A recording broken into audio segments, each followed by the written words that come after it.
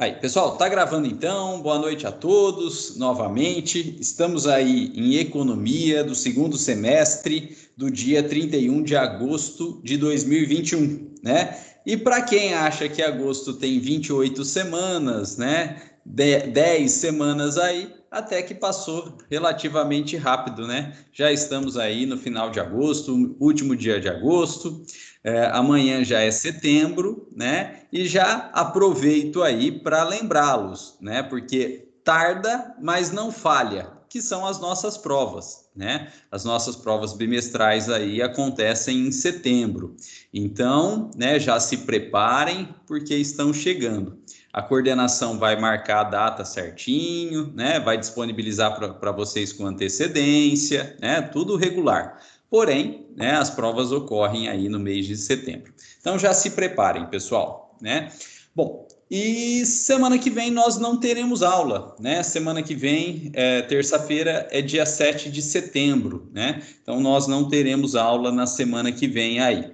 Então, na verdade, provavelmente nós teremos essa aula e mais, semana que vem não tem aula, né, na nossa terça-feira, e na próxima semana nós devemos ter aula também, né? E aí já é prova. Então, na verdade, acho que nós teremos uma aula essa, né, e mais uma aula antes da prova, né? Por isso que eu já estou comentando com vocês a respeito da prova aí, né? Porque por conta do feriado semana que vem, essa aula e a próxima e mais uma, né? Depois já é prova. Bom, pessoal, mas vamos entrar lá na nossa matéria. Como eu comentei com vocês aí, a gente vai dar sequência naquele arquivo do Word que a gente já vinha seguindo aí nas aulas anteriores, né? E nós havíamos parado aí, né, no tópico número 5, que fala sobre a escassez, né, e os princípios de economia, né? Pessoal, e esse tópico, escassez e princípios de economia, ele é muito importante, né, não só para a nossa matéria, né, para o nosso entendimento aí, mas também para a prova. Então, também já fica a dica aí, esse tópico aqui, escassez e princípios de economia, vai cair na prova. E grande parte das questões aí, né, grande parte das questões, não sei se é a maioria não sei se é a maioria não, mas grande parte das questões de prova foram retiradas desse tópico aqui, né, escassez e princípios de economia. Então, se preparem aí, né, para essa aula, né, estudem esse tópico do material que vai cair na prova aí. Bom, pessoal, e a primeira coisa que a gente precisa ter em mente, né, para entender a economia e entender, na verdade, esses 10 princípios de economia aí, deixa eu justificar aqui, porque está me incomodando, né? Quem tem toque aí, qualquer coisinha incomoda, né? Então, deixa eu justificar aqui que estava me incomodando. Para a gente entender a economia, como a gente já havia falado, né, a gente tem que entender essa ideia de escassez. Né? A economia, na verdade, ela só existe porque os recursos humanos são escassos.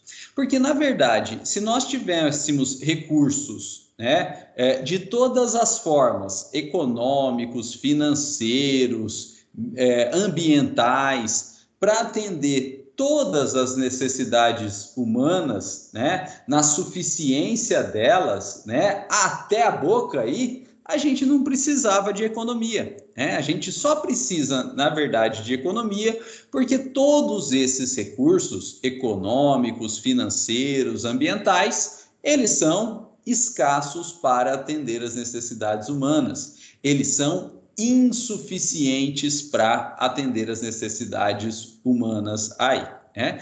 E quando a gente fala de necessidades humanas, veja que a gente tem uma lista muito ampla aí, né? As necessidades humanas são necessidades de saúde, de educação, necessidades sociais, né? Inclusive a assistência social, a previdência social, né? O lazer, a moradia, a alimentação, né? A proteção aí aos menores, aos idosos, né? Aos grupos hipossuficientes aí, por exemplo, aos maridos, né? Também aí as gestantes, né? Idosos, mulheres, enfim, né? Os grupos que a gente chama aí de hipossuficientes, né?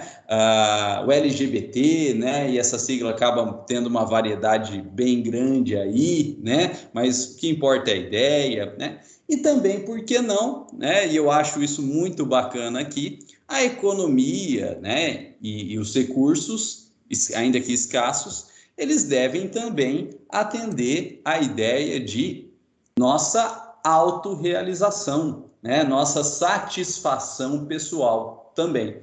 E claro que isso varia de pessoa para pessoa. Tem pessoa que se autorrealiza num bem material, tem pessoa que se autorrealiza num estudo, num curso que faz, num aprendizado que faz. Tem pessoa que se autorrealiza aí na família, né? Por exemplo, em ter filhos, né? Em ter netos, enfim, né? As nossas realizações pessoais aí, né? Todo mundo é filho de Deus, todo mundo merece, né? Essa autorrealização aí. Pessoal, e um artigo da Constituição Federal que traz para a gente essa ideia de necessidades humanas e a amplitude, né, dessas necessidades humanas aí, é o artigo 6º da Constituição Federal. Se vocês puderem aí, depois, no aconchego do lar, dar uma olhadinha, né, nesse artigo 6º, vocês vão ver a quantidade aí de necessidades humanas que o Estado reconhece e prevê na própria Constituição aí, né? Agora, evidente que por mais amplo que seja esse rol, né, do artigo 6º da Constituição Federal, esse é um rol, esse é uma lista meramente exemplificativa, né? Não é algo taxativo, limitado. Não, são exemplos aí que o artigo 6º nos traz, né, que a Constituição nos traz, que o Constituinte de 88 nos traz, né, mas que não se esgotam e não esgotam as necessidades humanas aí.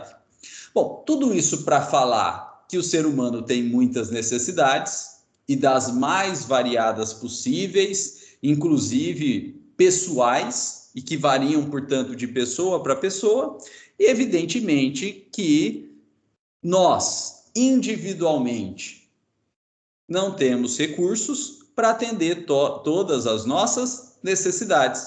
E também, evidentemente, o Estado não tem recursos para atender todas as necessidades individuais, pessoais e da coletividade como um todo aí, né? Por exemplo, eu, Rodrigo, ficaria muito feliz, né, se eu pudesse viajar, né, né, ter dinheiro aí para comprar uma passagem, ficar uns 40 anos de mochileiro na Europa aí, né? Mas não tem, né? Não tem recurso para isso aí, né? E todo mundo, claro, tem várias necessidades, vários gostos que não consegue atender.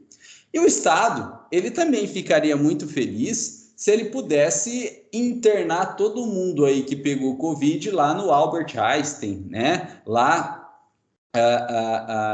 do Beneficência Portuguesa, né? Nesses grandes hospitais, nessas grandes redes particulares de hospitais. O Estado ficaria muito feliz se ele pudesse fazer isso, o Estado iria querer fazer isso, mas evidentemente que não tem condições econômicas, financeiras, de pessoal, né, para realizar todas essas satisfações aí, individuais. E por isso, não só a gente, indivíduo, mas o próprio Estado, ele acaba tendo que fazer escolhas, né? Já que nós e o Estado não conseguem atender todas as necessidades, nós, individualmente, e o Estado também temos que fazer escolhas aí, né? Bom, pessoal, e a economia, né? A economia é justamente a arte da escolha, né? A economia estuda as escolhas, humanas, as escolhas dos estados, visando a melhor alocação dos recursos. Já que os recursos são escassos e não dá para atender tudo, a economia vem e estuda as escolhas que a gente faz para melhor alocar os poucos recursos que nós temos aí. Bom, pessoal, só que no plano individual, a economia não estuda apenas essas escolhas, né? No nosso plano individual, a economia não estuda apenas essas escolhas aí, porque no plano individual, a economia estuda também a fonte dos recursos individuais. Eles são escassos? São, mas o pouco que se tem vem de algum lugar, né? O pouco que se tem vem de algum lugar. A economia estuda também, então, a origem desses recursos ainda que escassos. Pessoal, e a grande maioria da população, a grande maioria dos indivíduos, obtém recursos vendendo a sua força de trabalho, né? Essa é a grande fonte de recursos da grande massa da população, né? A venda da força de trabalho. E um grande economista que estudou justamente essa venda da força de trabalho foi Karl Marx. Justamente Karl Marx. Não sozinho, né? Também foi o Friedrich Engels, né? Com ele, Friedrich Engels com ele. Mas o Marx, né, o Karl Marx, é quem acabou ficando aí para a história, né? E a principal obra dele foi O Capital, né? O Capital. E ele é tido, então, né, como o pai aí do socialismo moderno, né? Ele é o pai aí do socialismo moderno. E o grande objeto de estudo do Karl Marx foi justamente essa ideia de venda da força de trabalho, né? E a partir dessa ideia de venda da força de trabalho, ele estudou as relações entre o grupo de seres humanos que subsistem justamente pela venda da força de trabalho, que ele chamou de proletários, né? E um segundo grupo que compra a força de trabalho em detrimento aí, né? Compra a força de trabalho, né? Compra a força de trabalho, não em detrimento, mas pagando por essa força de trabalho aí, que ele chamou então do grupo dos detentores de capital, ou detentores do capital aí. Por isso que o livro chama O Capital, né? Então ele não estudou, ele estudou a força de trabalho, né, e a venda dessa força de trabalho, mas na verdade ele foi além, né, e ele estudou a interação, a relação entre os dois grupos, o que subsiste com a venda da força de trabalho, mediante pagamento, e o que toma essa força de trabalho, mediante pagamento também. É por isso que a gente tem aí um choque, né, um choque de classes sociais, né, o proletariado, que vive da venda da força de trabalho, e o capitalista que vive comprando essa força de trabalho aí. Bom, pessoal, mas vamos lá, vamos continuar, né? A gente está aqui ainda nos princípios básicos da economia.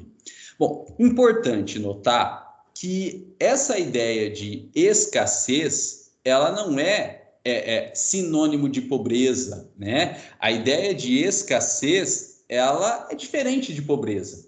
É claro que uma pessoa pobre, extremamente pobre, miserável, né? Ela tem uma grande escassez em tudo, né? Ela tem uma grande escassez em tudo. Ela não consegue suprir nenhuma das suas necessidades sociais, né? Mas se a gente pensar aí numa classe média, também existe escassez numa classe média, né? Numa classe alta, né? Uma classe média, uma classe alta, ela não tem condições de fato de adquirir tudo que efetivamente ela queira aí. Claro que ela consegue suprir um pouco mais das suas necessidades do que, né, a pessoa paupérrima, né? A pessoa miserável. Mas mesmo a classe média, a classe alta aí, ela não tem condição, de fato, de ter tudo que ela quer ou suprir as suas necessidades. Então, mesmo que seja aí, né, uma pessoa de classe média, classe alta, até uma família de classe média, de classe alta, ela não é pobre, mas ainda está sim presente essa ideia de escassez, porque ela vai ter que usar os recursos dela, que são um pouco maiores do que os paupérrimos aí, mas não vai suprir tudo e ela também vai ter que fazer escolha, né? Na verdade, só estaria isento ou acima dessa ideia de escassez, né, os super ricos, né, os bilionários aí, né, eles conseguem sim, de fato, né, ter praticamente tudo que eventualmente eles possam querer, né, mas nem sempre aí. Basta a gente ver a briga entre o Jeff Bezos, né, da Amazon e da Blue Orange e me fugiu o nome dele agora, estou vendo a imagem dele, mas me fugiu o nome dele agora. O cientista maluco lá, né? O da SpaceX, da Tesla, né? Me fugiu o nome aí. Se vocês lembrarem aí, né, me ajudem aqui, né? Me fugiu o nome dele. Veja que são bilionários, né? O Jeff Bezos é o homem mais rico do mundo, né? Dono da Amazon, da Blue Origin, e o outro aí, né? Que Elon Musk. E o Elon Musk também é bilionário, dono aí da Tesla, era dono do PayPal, né? É dono aí da SpaceX, né? E mesmo eles não conseguem ter tudo, né? Por exemplo, aí há uma disputa entre as empresas aeroespaciais deles para ganhar uma concorrência da NASA para permitir aí viagens à Lua, inclusive a feitura do traje aeroespacial, né? E da SpaceX, né? Ganhou essa concorrência aí, e o Jeff Bezos da Amazon e da Blue Origin ficou chupando o dedo aí. E aí, né, como no caso deles os recursos não são escassos, né, o Jeff Bezos falou, ó, eu tiro do meu bolso e eu dou de presente para você, NASA, aí, só para eu poder participar. Né? Então veja que mesmo com todos os bilhões deles, né, alguma dorzinha de cotovelo, algo que eles queriam e não conseguem, né? Então mesmo nesse elevadíssimo patamar aí, de certa forma, existe a escassez, né? Existe a escassez. Pessoal, então, né, a escassez é o conceito básico de economia. E como os recursos são escassos, a gente tem que fazer sempre escolhas para alocar nossos recursos escassos. E o nome em inglês, né, e é um nome padrão aí na economia, para escolhas é trade-offs, né? Trade-offs. Então, quando a gente faz escolhas aí, a gente está fazendo formalmente o trade-off, né? E o que significa o trade-off? Trade é optar por um. E ao optar por um, você está abrindo mão do outro. O outro que você abre mão é o off aí, né? Lembra? On, ligado, né? On, ligado. Off, desligado, né? Então, trade é a escolha e uma escolha significa abrir mão de outras coisas aí. Pessoal, e o custo de fato daquilo que você escolheu é, na verdade, o quanto você abriu mão, é o off, é o quanto você abriu mão, é o off, para ter aquela determinada escolha aí. E a gente já comentou isso nas outras aulas, né? Que isso chama, então, custo de oportunidade, né? O real valor de uma coisa é justamente, né, a quantidade de coisas que você teve que abrir mão para ter aquilo que você optou. Né? Isso chama, então, custo de oportunidade. Né? Bom, pessoal, e aí eu coloquei aqui o conceito de economia. Então, né, como a gente já havia trabalhado aí, a economia estuda a forma pelo qual os indivíduos e a sociedade fazem suas escolhas e tomam decisões para que os recursos disponíveis, sempre escassos, possam contribuir na melhor maneira para satisfazer as necessidades individuais e coletivas da sociedade. E o custo do que a gente escolhe é, na verdade, o custo daquilo que a gente abriu mão, que é o custo de oportunidade. Bom, pessoal, tudo isso aqui a gente já havia trabalhado anteriormente, né? Mas eu achei melhor a gente sistematizar no comecinho da nossa aula aí, porque esses conceitos básicos vão ser necessários para a gente entender a sequência daqui para frente. E, pessoal, eu queria aprofundar o nosso estudo, então, para a gente trabalhar, na verdade, as duas principais escolhas que nós temos na nossa vida econômica, na nossa vida financeira aí, né? E essas duas principais escolhas, elas foram identificadas por um economista muito famoso, que é o John Maynard Keynes, né? John Maynard Keynes aí, que a gente até já comentou aqui, né? E a gente vai então aprofundar o nosso estudo dentro da teoria do Keynes, né? Que a gente chama aí de teoria keynesiana, né? Então a gente vai então agora aprofundar o nosso estudo aí de Keynes, né? Estudando aí a teoria keynesiana. Bom, pessoal, primeiro um pouquinho de história, né? Primeiro um pouquinho de história aí. O Keynes, ele era um magnata inglês, né? O Keynes era um magnata inglês, né? Vinha de família tradicional da Inglaterra, muito rico, não precisava trabalhar, não precisava vender a sua força de trabalho, né? Vivia aí naqueles clubes, né? Do começo do século XX, tomando uísque, fumando seu charuto, né? Ela não era uma pessoa, né, que tivesse de fato aí grandes preocupações com escassez, né? Então ele não era uma pessoa contrária à economia, ao sistema econômico vigente, que era o capitalismo, e ainda é o capitalismo, pelo menos aqui, né, no nosso lado, né, não sei se tem lado, porque é redondo, mas no nosso lado do planeta aí, né? Então, Keynes, ele era, sim, um capitalista, né? E, mais que capitalista, ele era um capitalista que seguia a chamada doutrina clássica do capitalismo, né? Doutrina clássica aí do capitalismo, que nada mais é do que o famoso liberalismo econômico. Né? O Keynes, então, ele seguia a doutrina clássica, né? E ele era, portanto, ele seguia a ideia de um liberalismo econômico. Pessoal, mais para frente a gente vai estudar, né, a evolução histórica, né, das correntes econômicas, né, ao longo da própria história humana aí.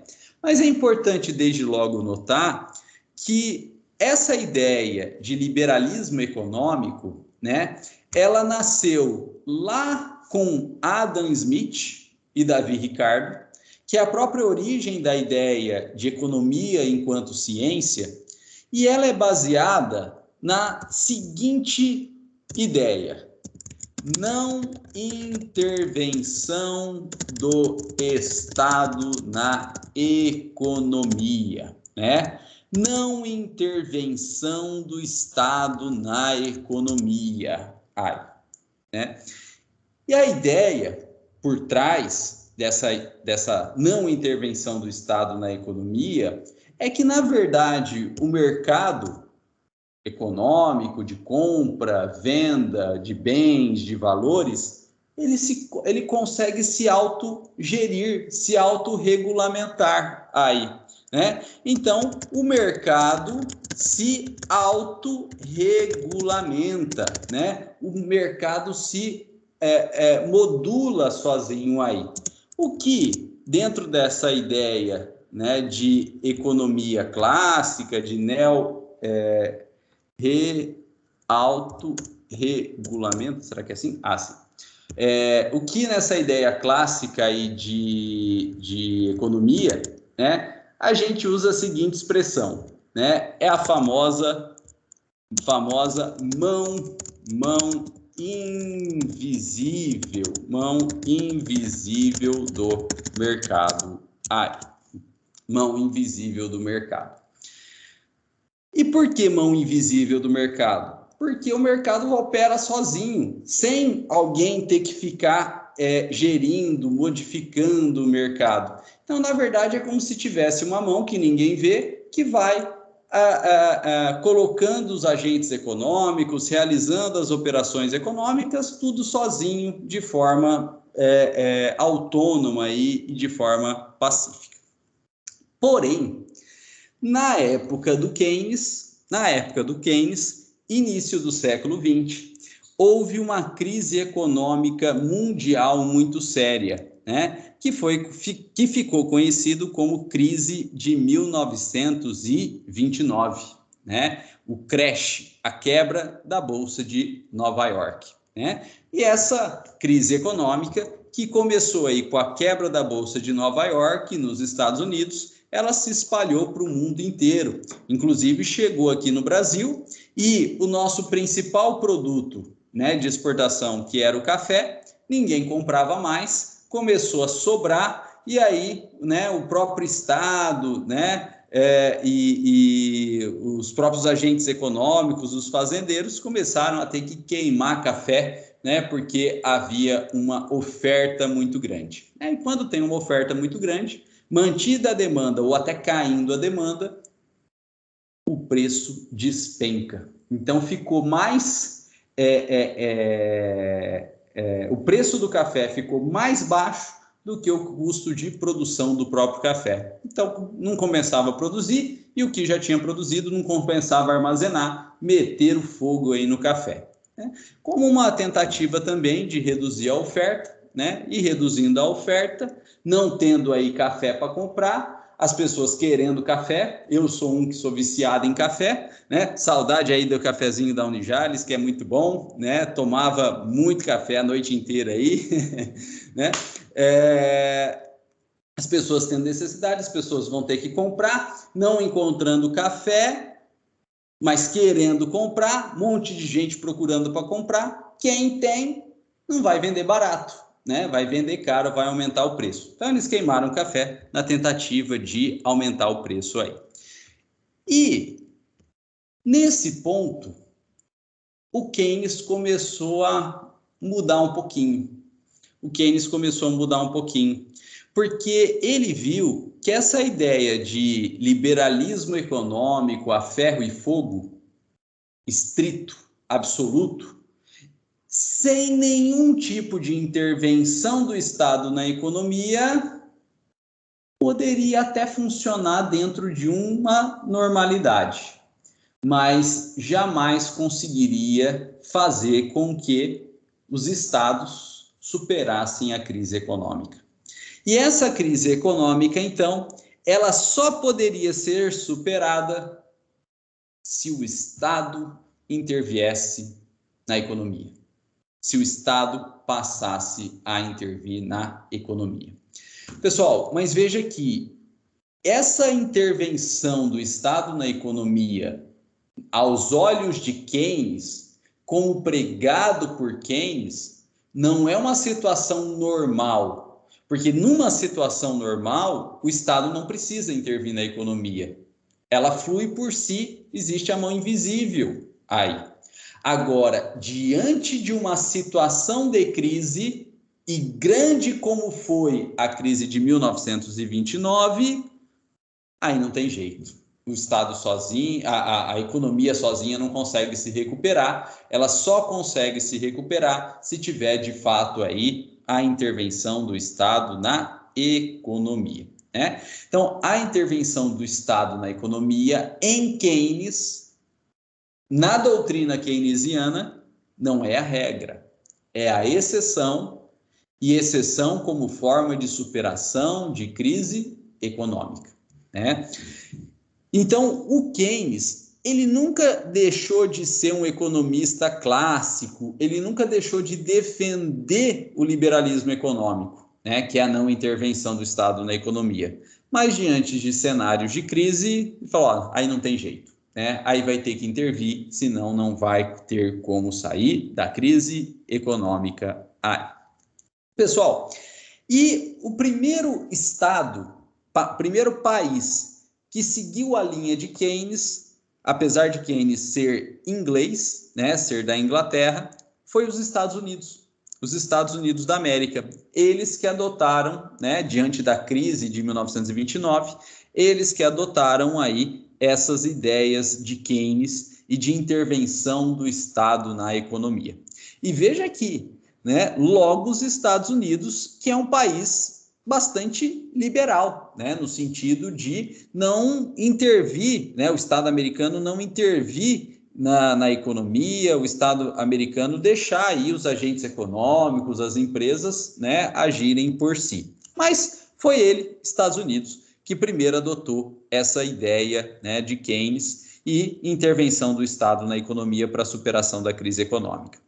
E a adoção das ideias de Keynes foi feita, né, se deu aí pelo presidente americano da época, que foi Franklin Roosevelt, né? Quem adotou aí foi o Franklin Roosevelt.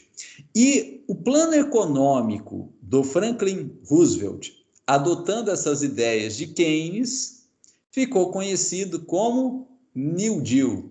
New Deal, né?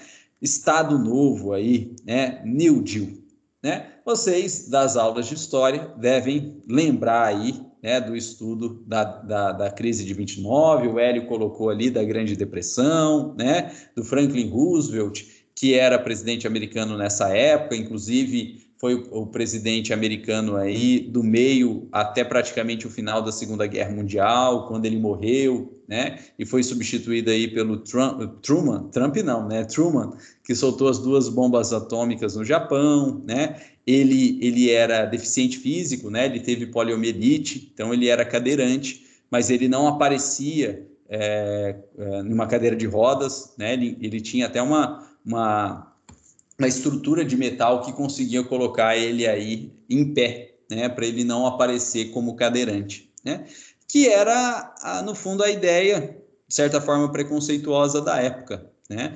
Que ele temia que se ele fosse visto como cadeirante num período de guerra, né, a moral das tropas americanas, né, frente aos inimigos, né, ou até os inimigos pudessem usar essa deficiência dele como algo, né, contra os Estados Unidos, né, porque uma guerra, e uma guerra total, né, ela não é apenas bélica, ela é econômica, ela é financeira e ela é de publicidade e propaganda também, né? Então ele não aparecia cadeirante aí. Bom, e o New Deal, então, foi o plano econômico do Roosevelt, adotando aí as ideias de John Maynard Keynes para tentar superar a crise econômica de 1929, a Grande Depressão. E aqui é interessante a gente relembrar quais foram as políticas adotadas aí, né, no New Deal, com base na teoria do Keynes, né? E uma política que ficou muito famosa aí, né, e hoje até usada de forma jocosa, é a política do abrir e tapar buraco, né? Famosa política do abrir e tapar buraco, né? Porque dizem aí que o Keynes teria dito, olha, o Estado tem que abrir e tapar buraco, né? E os economistas da época, né, acamparam essa ideia aí que o Estado tem que abrir e tapar buraco. Pessoal, isso não é algo literal, né? Isso não é algo literal, né? Vamos abrir e tapar buraco. A ideia por trás aí dessa expressão de abrir e tapar buraco é que o Estado tem que gastar. Não importa como, o Estado tem que gastar, né? Então o Estado paga para abrir buraco? Paga, aí abre um monte de buraco. Mas depois o Estado paga para fechar esses buracos também, porque o que se quer não é abrir e tapar buraco, o que se quer é, de qualquer forma, ainda que sem grandes finalidades aí, é fazer com que o Estado gaste. E por que o Estado precisa gastar? O Estado precisa gastar para ele injetar dinheiro na economia, né? Colocar dinheiro na mão dos indivíduos, colocar dinheiro na mão dos indivíduos. Porque os indivíduos com dinheiro, eles vão comprar.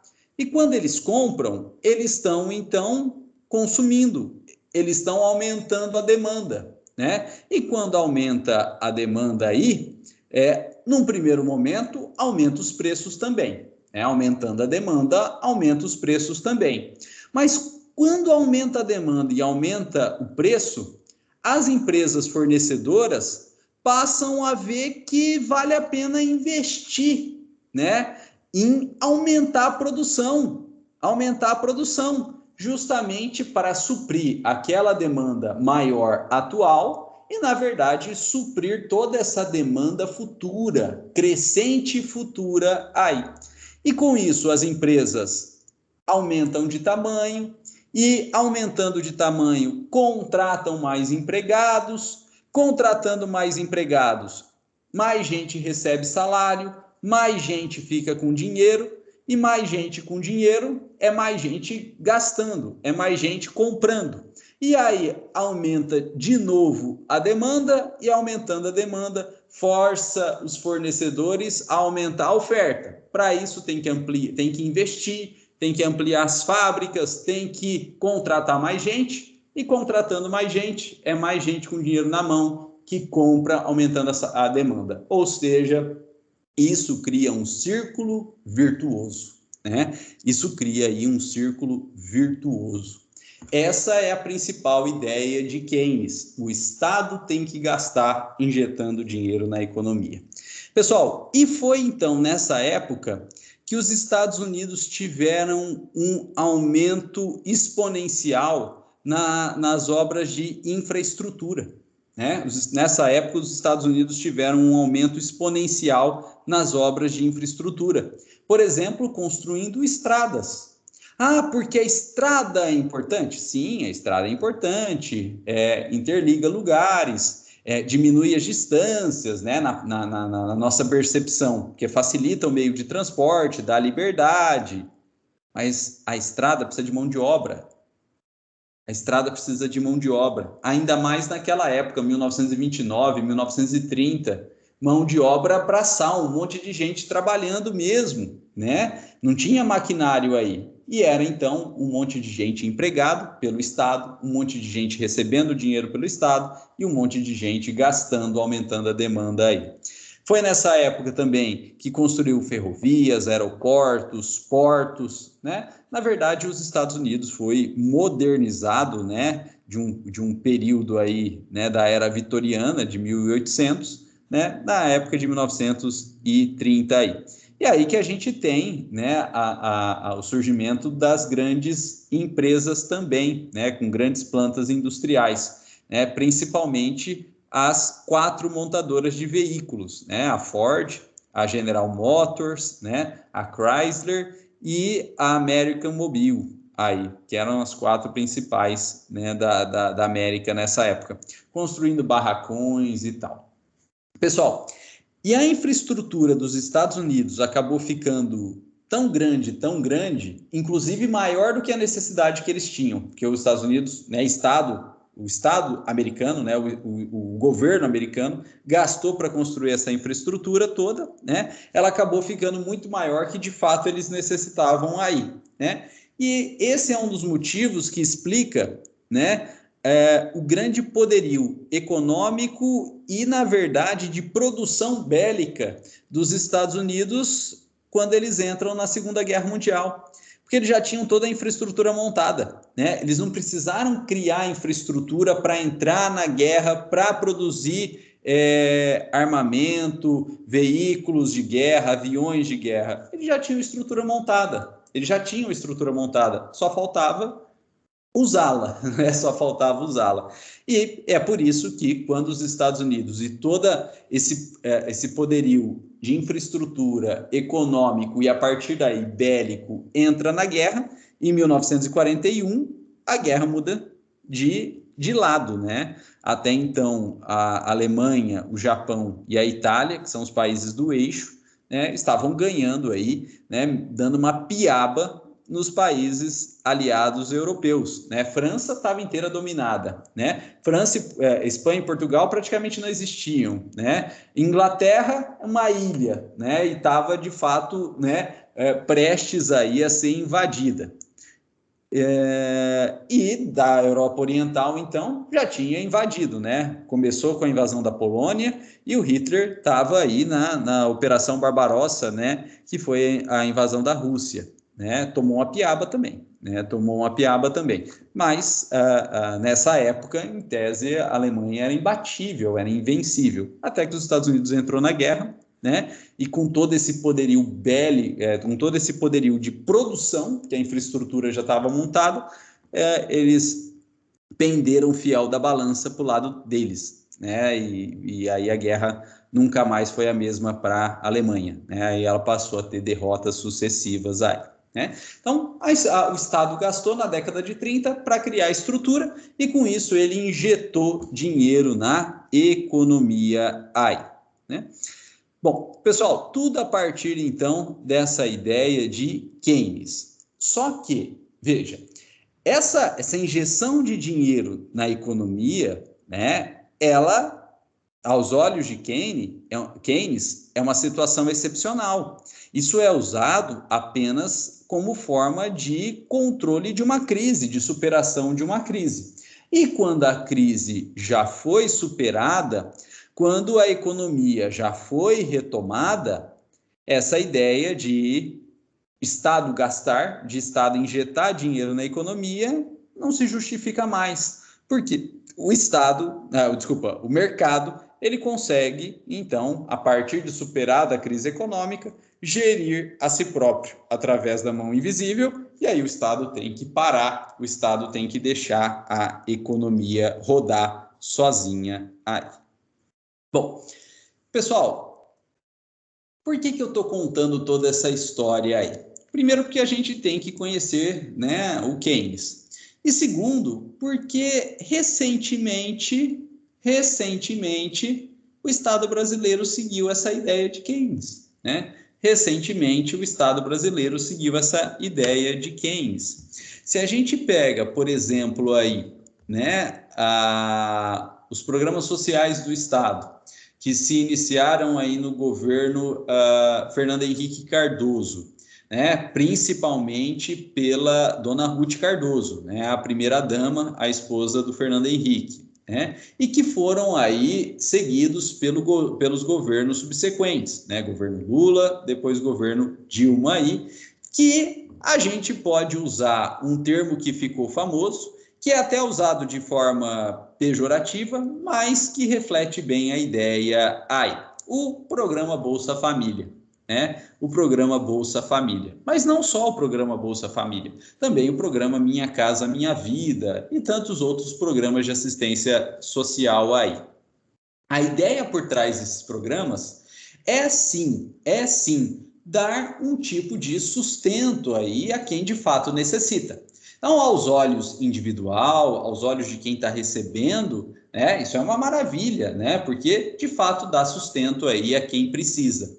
Mas, na verdade, esses programas sociais aí, eles têm uma finalidade maior, eles têm uma finalidade estatal como um todo, que a gente chama aqui na economia de macroeconomia, né? São programas, então, macroeconômicos, são programas aí de política econômica. E é por isso, pessoal, que aquela grande crítica que se faz ao programa Bolsa Família, do tipo, é de graça, do tipo, não precisa trabalhar, não precisa estudar, apesar de ter que estar matriculado aí, né, em instituição de ensino, né? Não tem contrapartida. Aos olhos macroeconômicos, não importa que não tem contrapartida. Não importa que, entre aspas, é um dinheiro de graça que o Estado dá para a pessoa. Porque essa ideia é keynesiana. É o Estado dando dinheiro, é o Estado injetando dinheiro. É o Estado abrindo e tapando buraco, ou seja, não importa. O que importa é o Estado gastando aí. E ao dar o dinheiro, né, para a população, essa população ela vai gastar esse dinheiro aí, né? Ela vai gastar esse dinheiro, né? Comprando os seus bens de necessidades imediatas aí, né?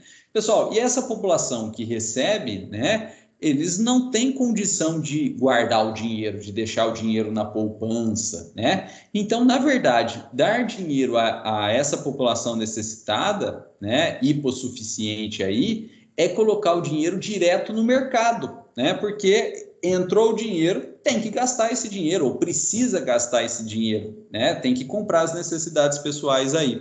Então, na verdade, é pôr o dinheiro no próprio mercado, o dinheiro circulando aí. E aí, aquele círculo virtuoso que a gente comentou aí, né, do New Deal do Roosevelt lá nos Estados Unidos, também se deu aqui no Brasil, né? Esse dinheiro entrou para a população gastou esse dinheiro, comprou, aumentou a demanda. Aumentou a demanda, aumentou o preço. Só que tinha demanda aí, né? Tinha quem comprar, então os fornecedores investiram também e aumentaram a produção, aumentaram, né, o emprego, aumentou gente com salário, e gente com salário tem dinheiro, compra, isso aumenta a demanda, que aumenta a oferta, que aumenta a demanda, que aumenta a oferta, isso gera um crescimento econômico em geral aí. Isso gera um crescimento econômico em geral. Pessoal, e recentemente também, né, a gente teve, isso é bem recente, né, isso é notícia de jornal aí, que o governo federal, ele mudou o Bolsa Família, mudou o nome e tirou aí a exigência de quem recebe o Bolsa Família está matriculado numa instituição de ensino, né? Aos olhos sociais, aos olhos educacionais, né? Aos olhos até de desenvolvimento humano, isso é péssimo, né? Isso é péssimo, porque a pessoa, então, não tem mais essa obrigação de estudo aí, né? Mas, aos olhos macroeconômicos, isso é o de menos, né? Aos olhos macroeconômicos, isso é o de menos, né? Porque, volto a dizer, a ideia por trás dessa política, que é sim uma política social, é ser também uma política econômica, é injetar dinheiro na economia aí. Mas, pessoal, volto a dizer, isso é baseado em Keynes, mas para Keynes isso é uma situação excepcional. Isso é uma situação excepcional. O Estado, depois de superada a crise, ele tem que parar com isso, né? Ele tem que parar com isso. E aí vocês vão me perguntar, e com razão, mas por que o Estado tem que parar com isso? Né? E isso continua sendo Keynes, né? Isso ainda é posição de Keynes. Por que o Estado tem que parar com isso? Pelo seguinte, pessoal. Se o Estado continuar injetando dinheiro, vai chegar uma hora que o Estado não tem dinheiro. Mas, na verdade, isso não é um grande problema. Por quê?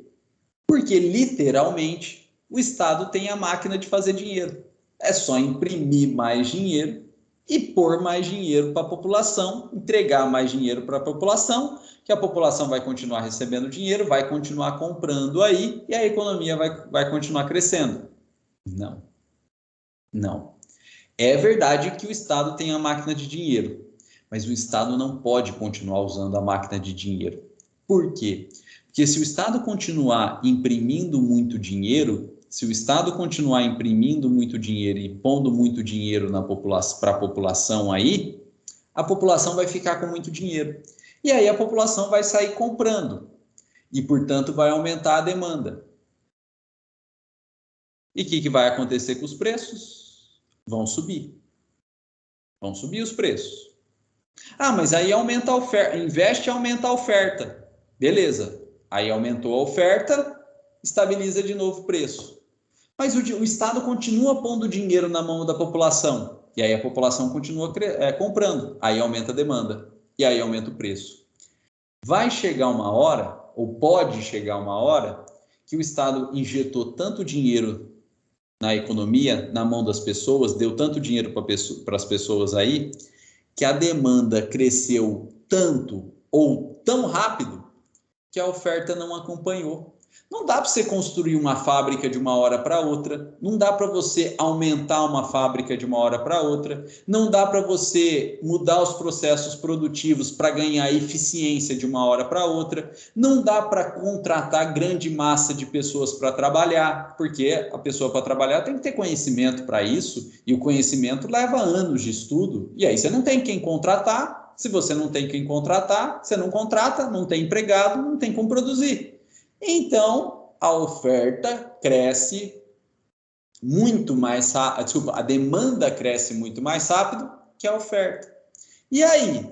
E aí que os preços ficam subindo, porque a demanda está alta, e como a oferta não sobe, ou sobe num ritmo bem mais devagar, a oferta nunca consegue segurar esses preços. E aí os preços explodem para cima. Os preços explodem para cima. Como que chama, a gente estudou na aula passada, esse aumento de preço? Inflação. Inflação, né? Então, essa política de injetar dinheiro, ela, a longo prazo, ela acaba resultando numa inflação galopante, né? Ela acaba resultando numa inflação galopante. Pessoal, é mais ou menos, guardadas as devidas proporções, motivo pelo qual os preços aqui no Brasil, hoje, eles estão num plano estratosférico, né? Não é, como a gente comentou no final da aula passada, especificamente o caso dos combustíveis, né? Porque o caso dos combustíveis é um caso à parte, porque é uma commodity regulamentada pelo governo, né? Através aí também de tributos parafiscais. Mas os demais preços aí de produtos gerais da economia tá tudo alto, né? E um dos motivos é justamente, né, essa consequência de uma política econômica de alto investimento, né? Alta injeção de dinheiro na economia, né? Dá muito dinheiro para a população. Pessoal, e veja que isso não vem de hoje.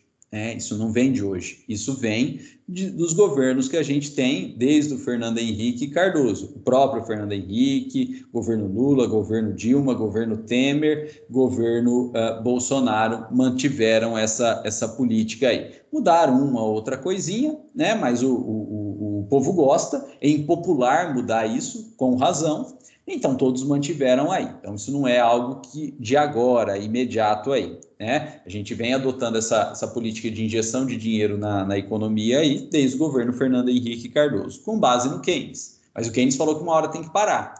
A gente não parou. A gente continuou injetando dinheiro na economia aí, e, como consequência disso, a gente tem uma inflação crescente, né, nesse período aí, né? A gente tem uma inflação crescente nesse período. Nesse momento, a coisa piorou, né? A coisa piorou. Por quê?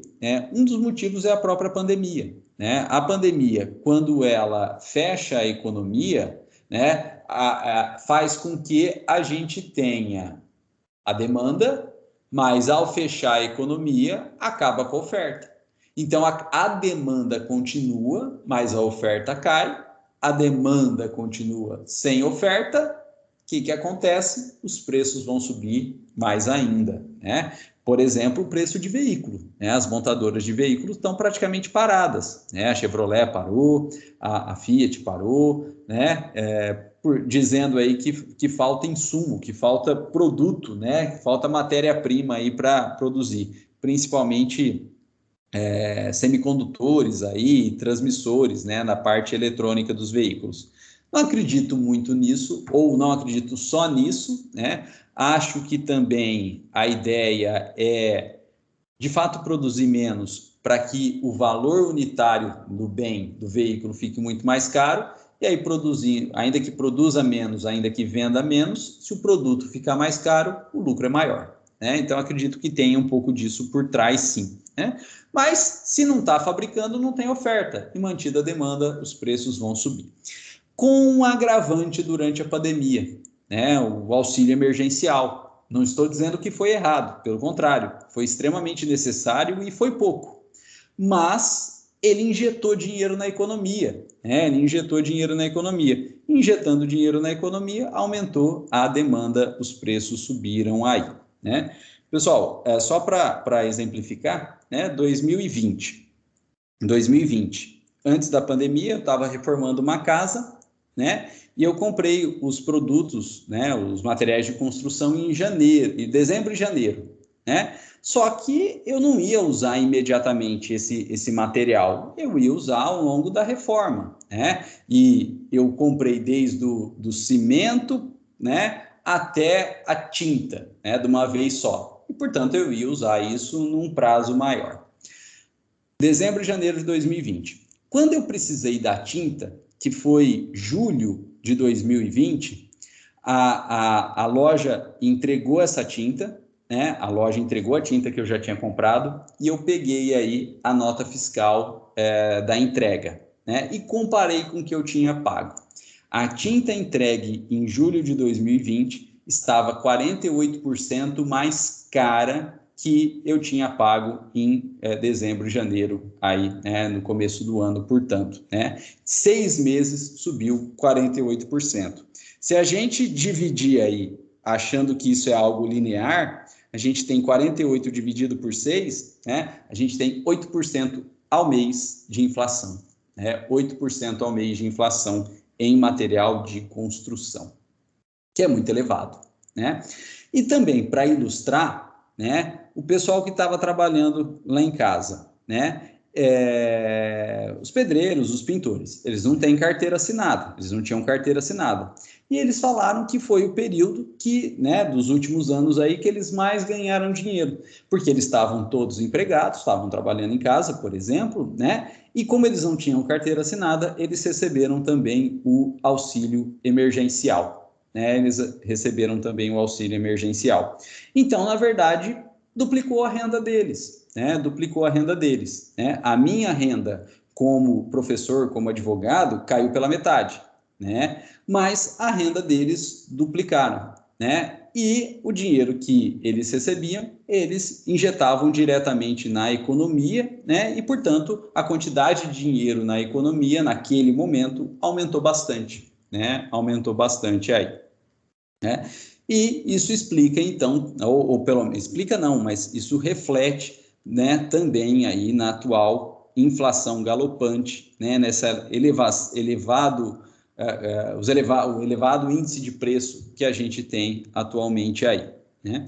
Então é interessante notar dentro da economia que uma coisa leva a outra, né? As coisas são interligadas aí, né? Eu costumo brincar que algo que acontece na economia é igual acidente de avião, né? O avião ele não cai para uma coisa só, o avião ele cai quando várias coisas dão errado, né? E às vezes ainda é necessário que essas várias coisas que dão errado ou que deem errado em sequência, né? Que se der errado uma aqui e outra lá, também não tem problema. Tem que dar errado várias coisas em sequência para conseguir derrubar um avião. A economia é mais ou menos assim, né? Tudo meio interligado, né? E as coisas vão se fechando aí, né? Vão fechando elos de corrente e acabam resultando na situação atual aí, né? Então, esse é um dos motivos pelo qual a gente está com inflação galopante aí. Pessoal, e veja que isso não é novo aqui no Brasil.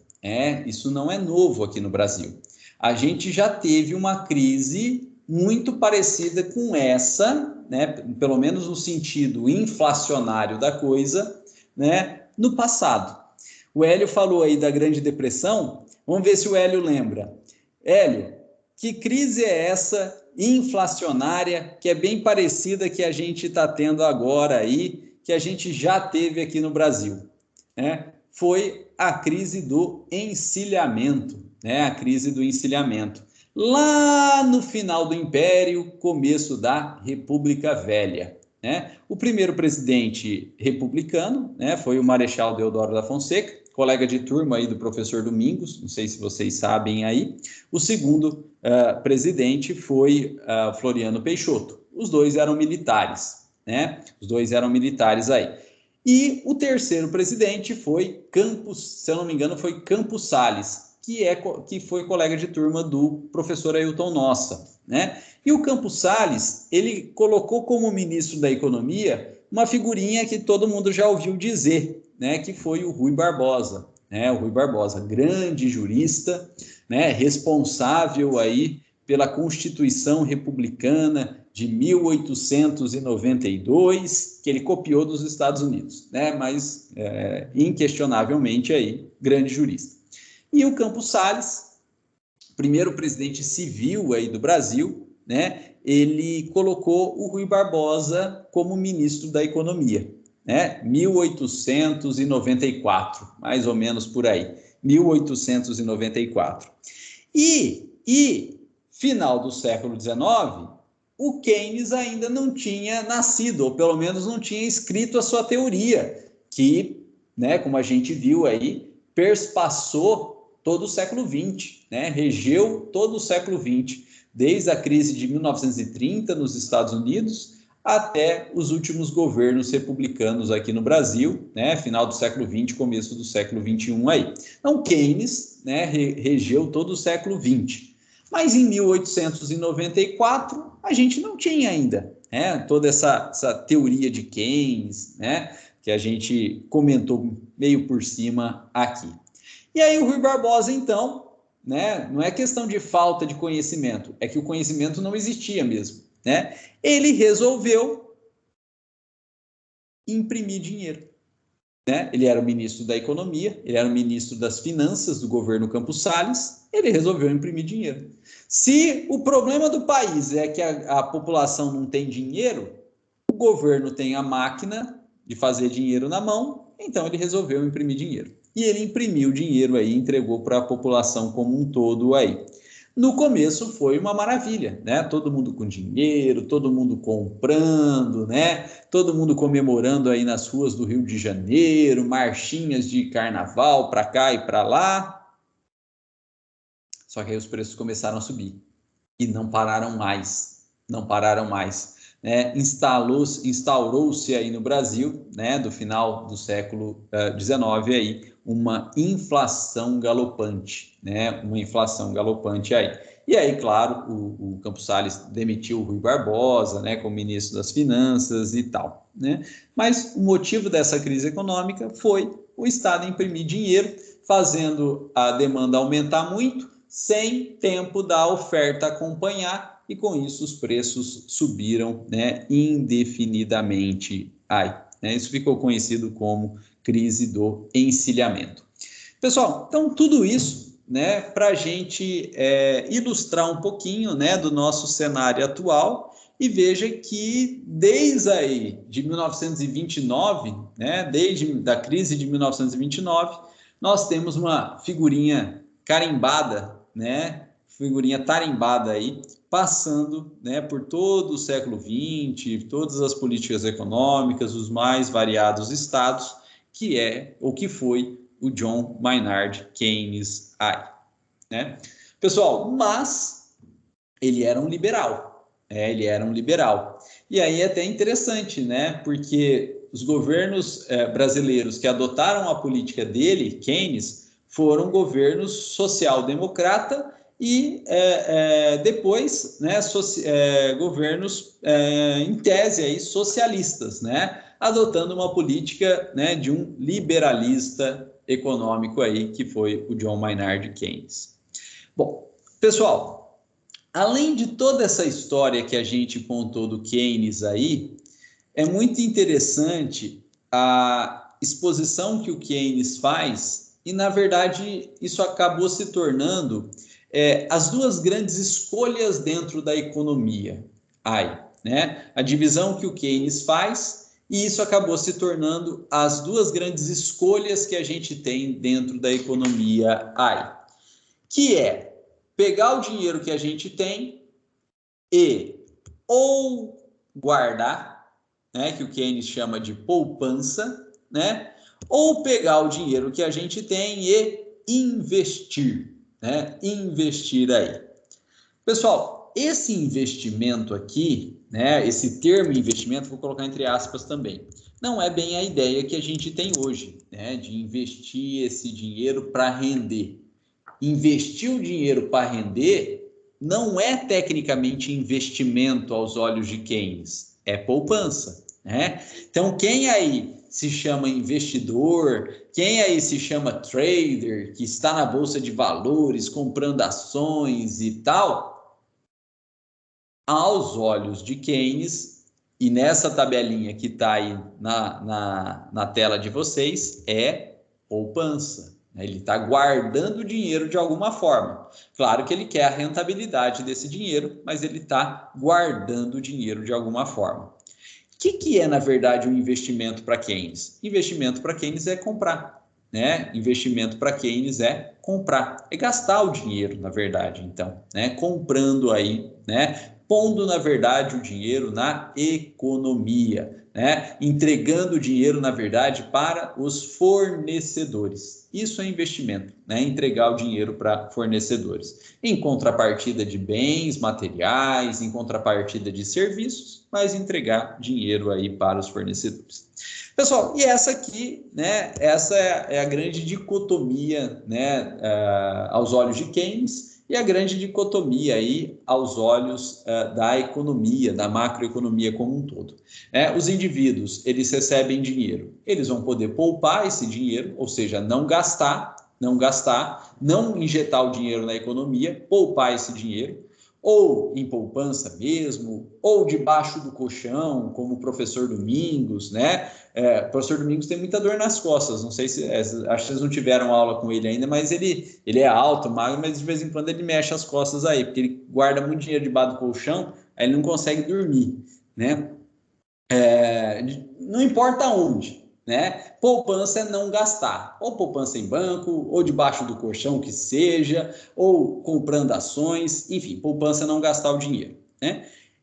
E do outro lado aí, a gente recebe um dinheiro, a gente pode investir, né? Comprando coisas para nossa casa, né? Itens de primeira necessidade, como comida, remédio, vestuário. Se sobrar um dinheirinho aí, né? Eventualmente saindo aí no final de semana para comer um lanche, para tomar um chopp, sobrando um dinheirinho aí, trocando a moto, trocando o carro, né? Quem sabe fazendo uma viagem aí, quando as coisas estiverem mais abertas, mais flexíveis, isso é investimento. É gastar, é colocar o dinheiro na economia.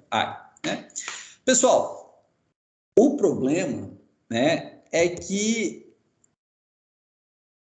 em ambas as escolhas a gente tem um período de bonança, mas se mantiver aquela escolha, a gente vai ter um período aí, né, de problemas decorrentes aí, em ambas as escolhas, né?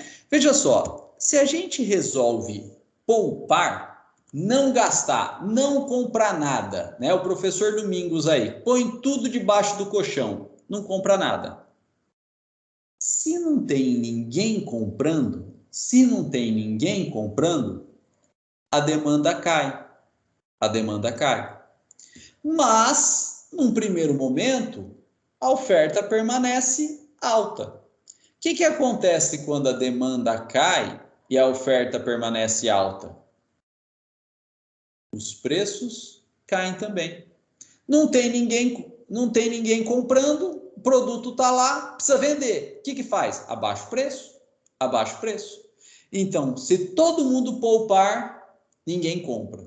Ninguém comprando, a demanda cai, a oferta se mantém, porque as fábricas continuam produzindo, tem muito produto, não tem ninguém comprando, a consequência é o preço vai cair. E aí todo mundo vai ficar feliz, né? Todo mundo vai ficar feliz, porque se os preços caem, ocorre uma deflação. Se os preços caem, ocorre uma deflação.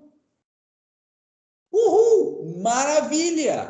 Tá tudo mais barato, eu vou poder comprar aí de novo e mais do que eu podia antes, porque os preços estão menores aí, né? E aí todo mundo fica feliz. Porém, se a galera continuar poupando, ou seja, não comprando, não gastando, a coisa vai ficando feia. Por quê?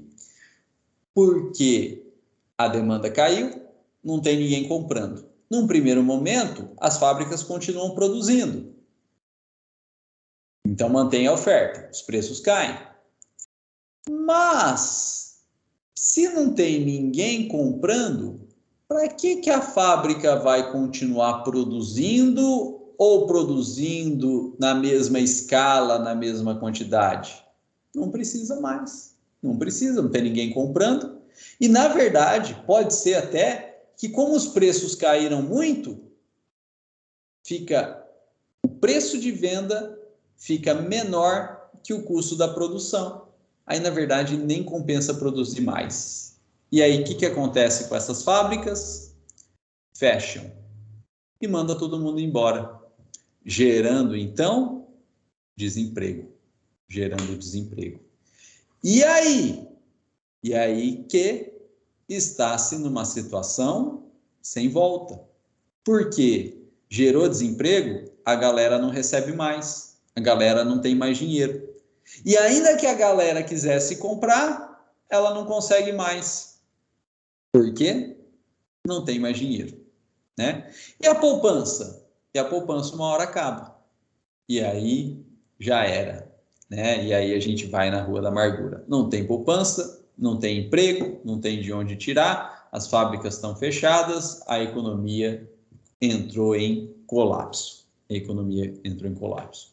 Bom, então não vamos poupar. Então não vamos poupar. Poupar é bobeira. Poupar é bobeira. Não vamos poupar, não. Vamos comprar, né? Que o Keynes chama aí de investimento. Mas se todo mundo compra, a demanda cresce. E a oferta pode até crescer, mas não cresce na mesma toada. E então, na prática, os preços sobem. Os preços sobem. Ou seja, a gente passa a ter inflação. A gente passa a ter inflação, né? Se todo mundo, na verdade, investir, todo mundo comprar, aumenta a demanda, não aumenta a oferta, ou a oferta não consegue acompanhar a demanda, na verdade, os preços sobem e a gente passa a ter inflação. Até um ponto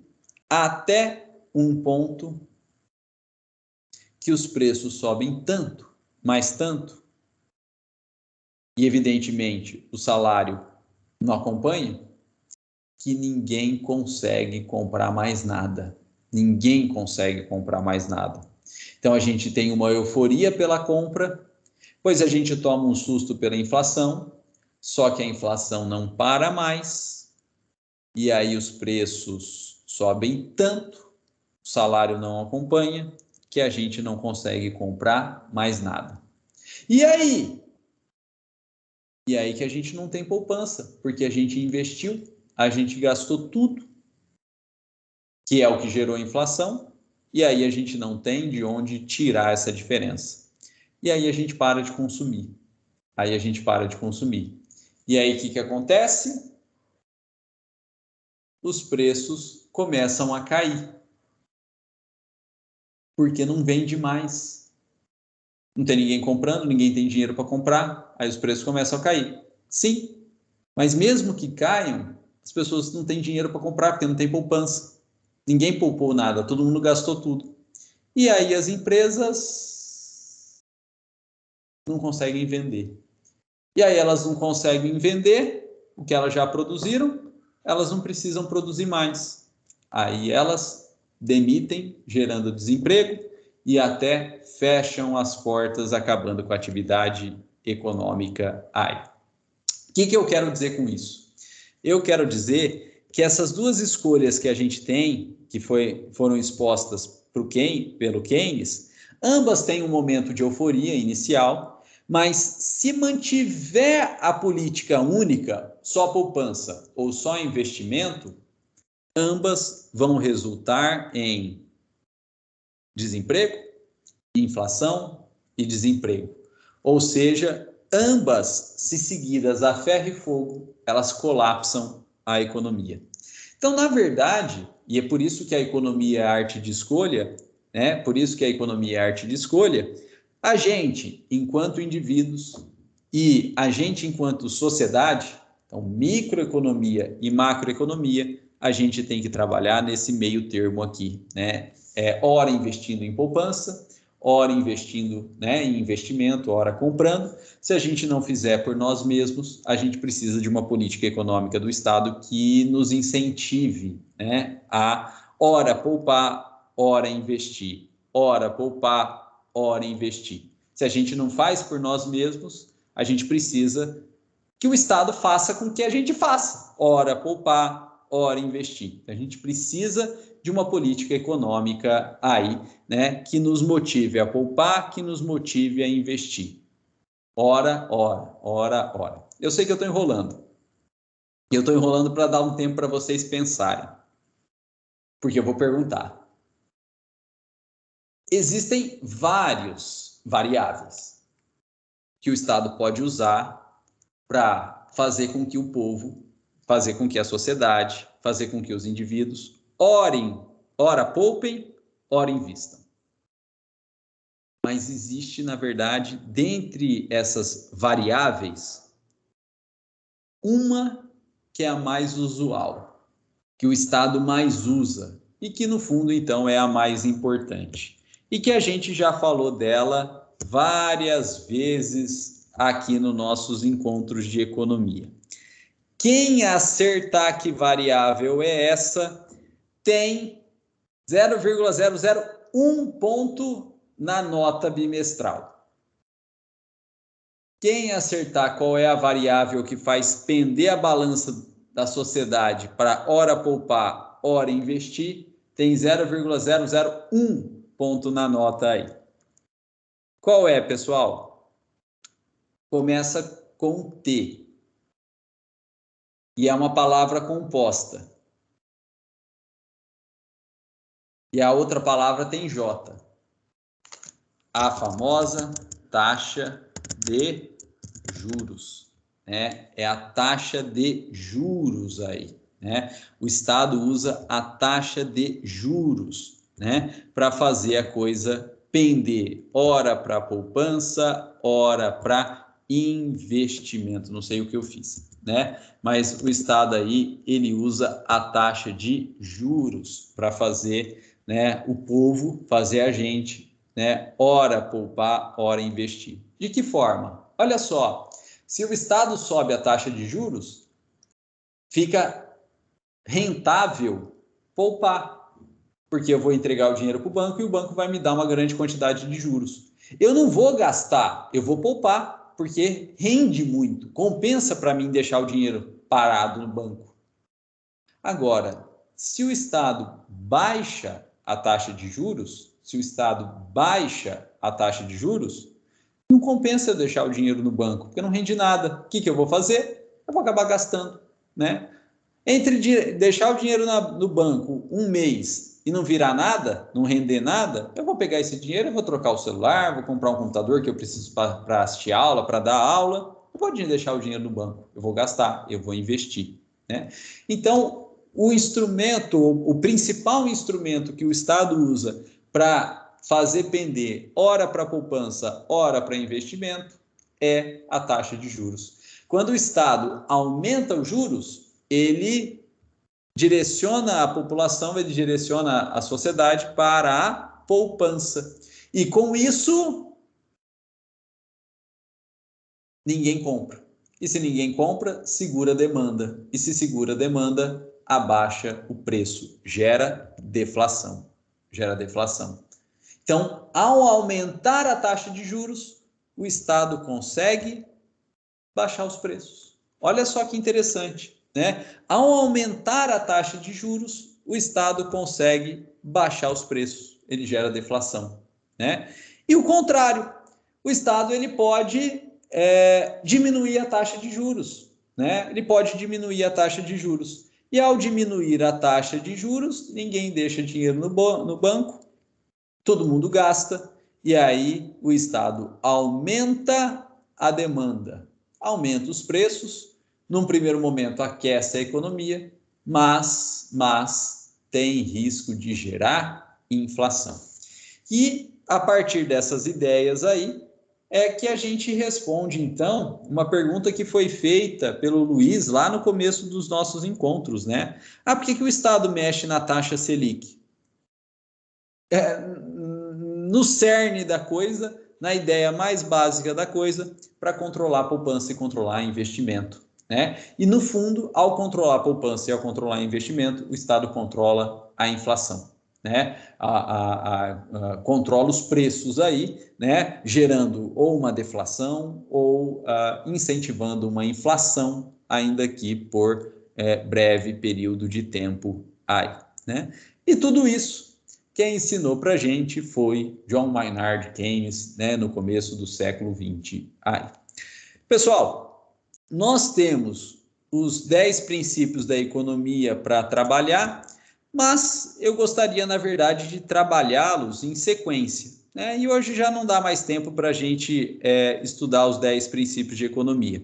E esses 10 princípios de economia, né, se vocês derem uma olhada aí, na verdade nós já estudamos, né? Nessa historinha toda que eu contei para vocês, embutido aí, né, estão esses 10 princípios de economia, né? Explicando essa historinha toda aí, estão os 10 princípios de economia. Então, se vocês puderem dar uma lida nesses 10 princípios de economia na casa de vocês, aí eu acho que vai ser interessante. E na próxima aula, a gente entra nesses 10 princípios também como uma forma de revisão. Porque, como eu disse para vocês, no fundo, essa é a matéria de prova, né? O que vai cair na prova aí é essa ideia, é a aula de hoje, né? A ideia de Keynes, Keynes cai na prova, e também os 10 princípios de economia aí. Então, a gente deixa para a próxima aula para servir também de uma revisão aí. Pessoal, o Hélio levantou a mão, fica à vontade, Hélio. Professor, boa noite. Boa noite. Professor, eu tenho duas perguntas sobre o assunto. A primeira, em relação a Keynes, eu não me recordo bem, ou se tem alguma coisa a ver com a aula, foi a partir de Keynes, com essa ideia de a intervenção do Estado na economia, mas oferecer créditos para as empresas e tudo mais, que surgiu o estado de bem-estar social, sabe? Que ajudou o povo, esse tipo de situação.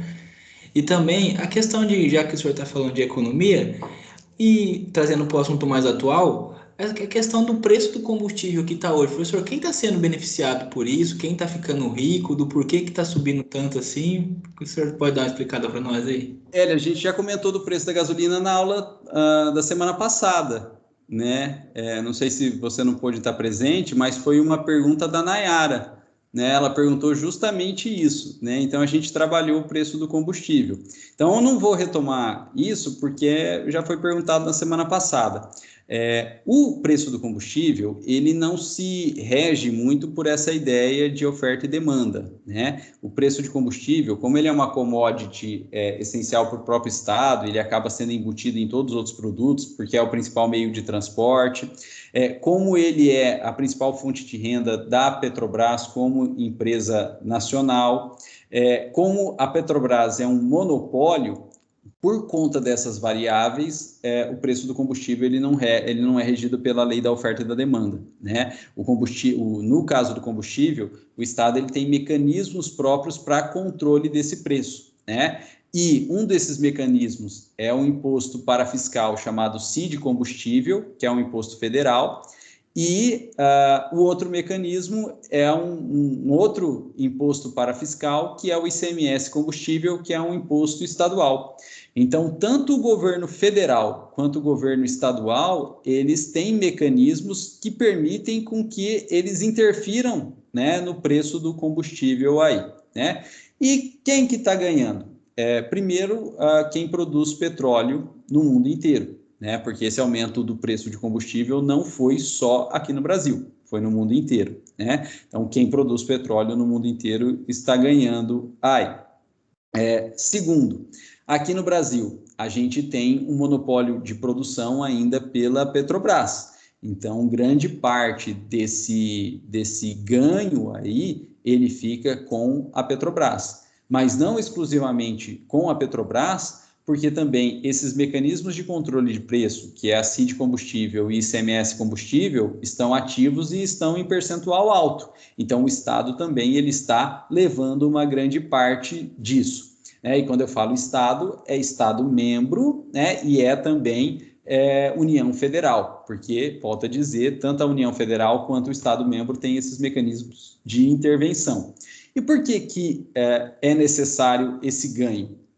Em razão de perdas históricas, né? Em razão de perdas históricas, aí que devem recompor o capital da Petrobras, né? Então, por isso também se tem, né, essa necessidade, né? E, claro, né, a ganância do próprio Estado, quando eu falo Estado, é Estado membro e União Federal, de se lucupletar com esse CID combustível, esse ICMS combustível aí. Mas não é uma culpa só do Estado brasileiro, né, do país Brasil. Na verdade, houve um aumento de preço, né, do petróleo como um todo aí, no mundo inteiro, não foi só aqui.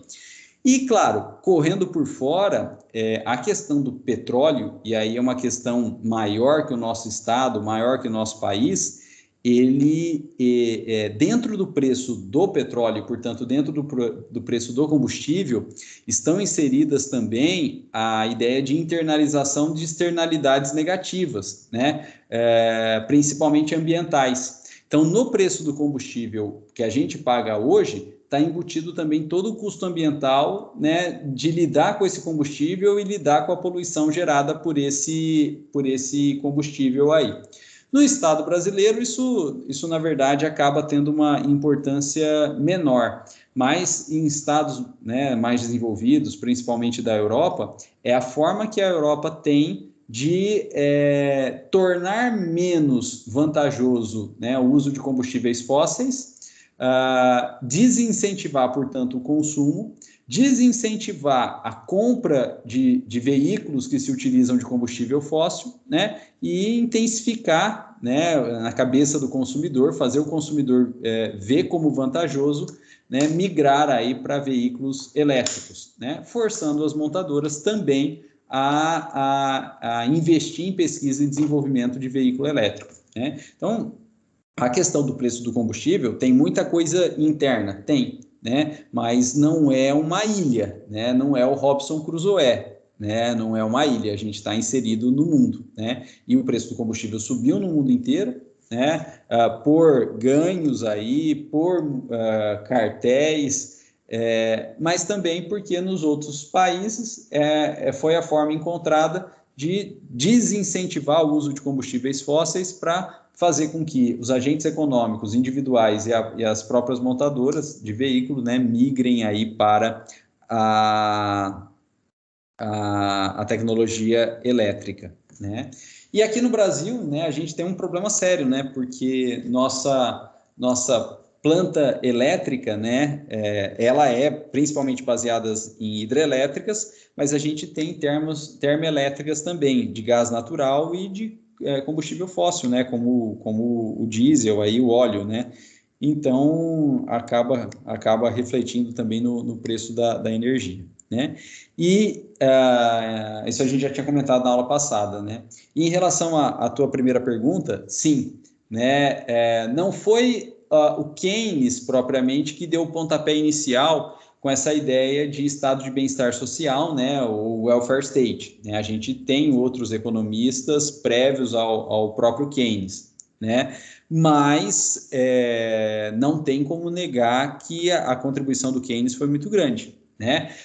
Ou na verdade, né, a contribuição do Keynes foi em dar outra ótica, né, para o estado de bem-estar social, porque antes era mais bem-estar, né? Com o Keynes passou a ser algo mais social no sentido de gerar benefício também para a sociedade, não só bem-estar, né, mas gerar benefício para a sociedade, né, permitindo justamente esse aquecimento da economia e desenvolvimento da economia, né? Então a gente tem o estado de bem-estar social antes do Keynes, mas era mais a ótica individual de bem-estar, né, de assistência, de previdência, né, e saúde. né? Com o Keynes, isso se tornou, na verdade, um tema, né? Além da própria área de bem-estar, né? De assistência, previdência e saúde. Isso se tornou um tema macroeconômico, né?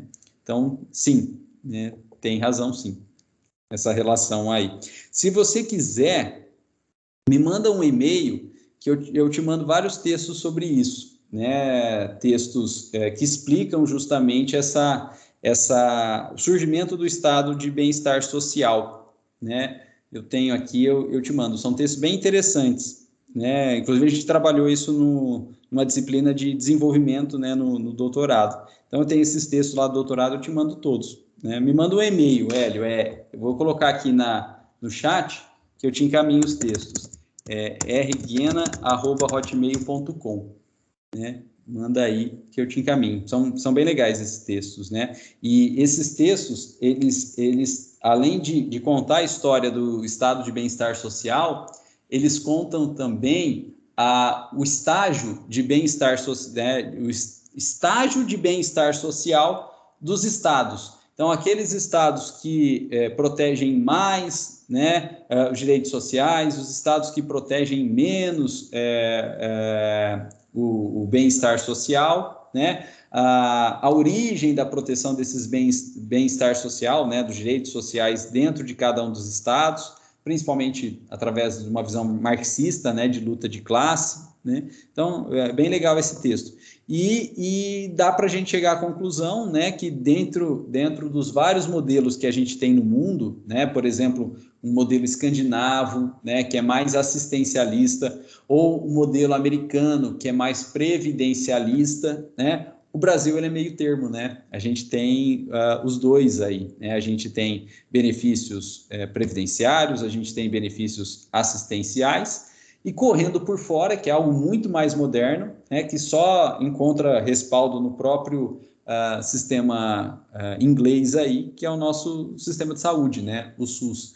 Então, é legal, né? Dá para a gente chegar à conclusão que o Brasil é um meio termo aí entre um modelo plenamente assistencial, como os países escandinavos, e um modelo plenamente previdenciário, que é o modelo americano.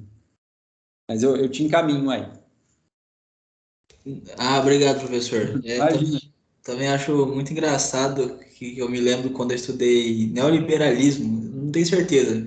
O Ronald Reagan e a Dama de Ferro falaram que o estado de bem-estar social é caro para manter. Eu achei. A gente tem uma guinada no mundo, né?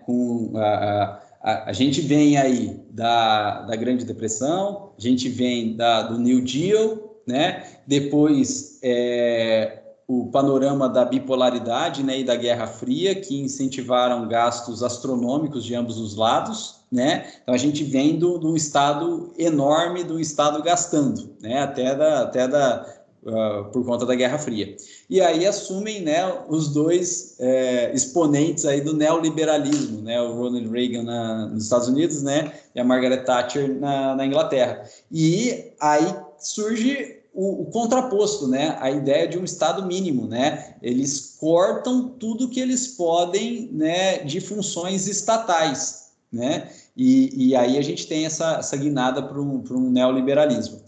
Isso nunca, de fato, aconteceu na América Latina, né? Porque mesmo os governos militares, né, mais ou menos dessa época, e eles sempre gastaram, né? Os governos militares sempre gastaram, né? Principalmente com obras de infraestrutura, né? A gente tem a construção das grandes usinas hidrelétricas, Ponte Rio-Niterói, grandes portos aí. Então, o Estado ditatorial na América Latina como um todo nunca foi de fato neoliberal, né? Porque eles sempre gastaram aí. Eles foram autoritários, eles foram ditatoriais, eles violaram direitos humanos, eles não estavam muito preocupados com o estado de bem-estar social, isso tudo é verdade, né? Mas em gastos estatais eles sempre tiveram, né? Principalmente em obras de infraestrutura, né? Então a gente nunca teve essa influência aqui, né? E aí, com a redemocratização, a gente meio que abandona, né? Obras faraônicas, né? Eu lembrei do Maluf que fez, Maluf que faz, né? Mas veja que a questão de ser faraônica ou não depende, na verdade, do momento em que ela foi construída, ela está sendo vista, né? Se a gente pegar aí o terminal Tietê, quando ele foi construído lá em São Paulo, ele era imenso, né? E achavam que ele nunca a demanda supriria a capacidade, né, do terminal Tietê.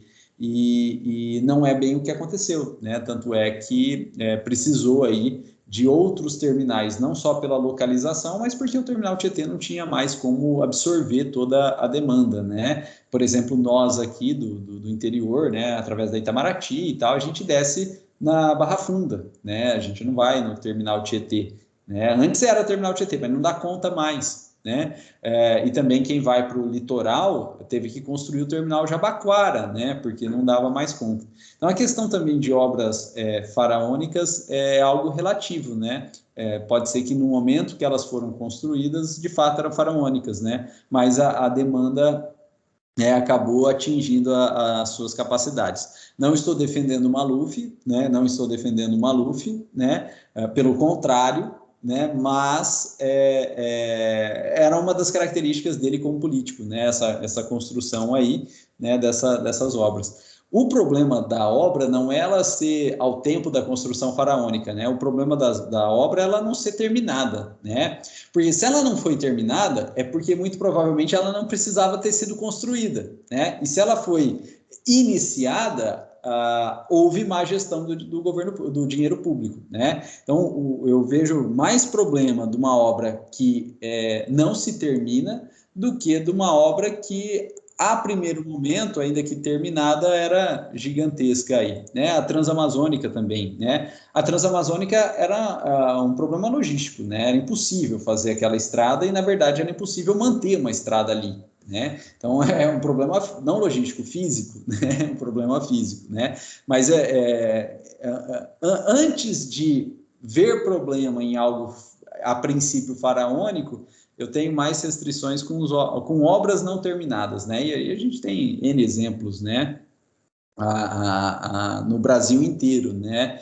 Porque se começou, gastou, né? E não terminou, para terminar vai mais dinheiro ainda, mas se não terminou é porque, na verdade, nem precisava ter começado, né? Então, um grande problema aí, né?